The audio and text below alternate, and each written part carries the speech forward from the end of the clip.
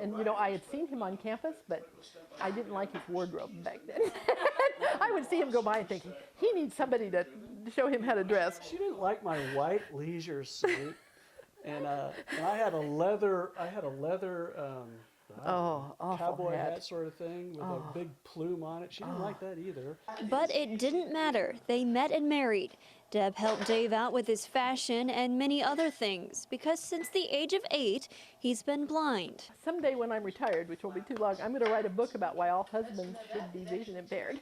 Because there are so many. I just keep a list of all the good things about having a husband that doesn't look at me and says, gee, you're getting old. With one less sense, it meant traditional expectations for gender roles in the home were thrown out. In our household, it was never, well, men do this and women do that. It was, you do what you can do. What's your ability, that's what you do. That's what their children grew up learning too. Dad can do this, then we should be able to do it. So he was always there. He may not have played as much baseball. I was the one that took him out and had the baseball launcher and did a lot of the athletic stuff with him. He was always the loudest guy in the stands, making it to their games and cheering for him. He was so positive.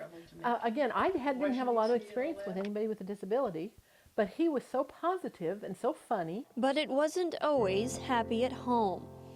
Our first child was born in '84, named Jacob, and we did lose him to cancer when he was 3 years old. He had the same condition that Dave was born with, and in Dave it only caused blindness, but for Jacob it caused a brain tumor. But it was long enough to have him and know that we could never picture a life without children. They adopted 4 children, each who were considered to be special needs. If it hadn't been for Jacob, I don't know if we would have known how important children were in our lives. But after having him, we just couldn't even imagine going on without other children. So we were blessed with 4 more and 4 grandchildren, well, 3 grandchildren.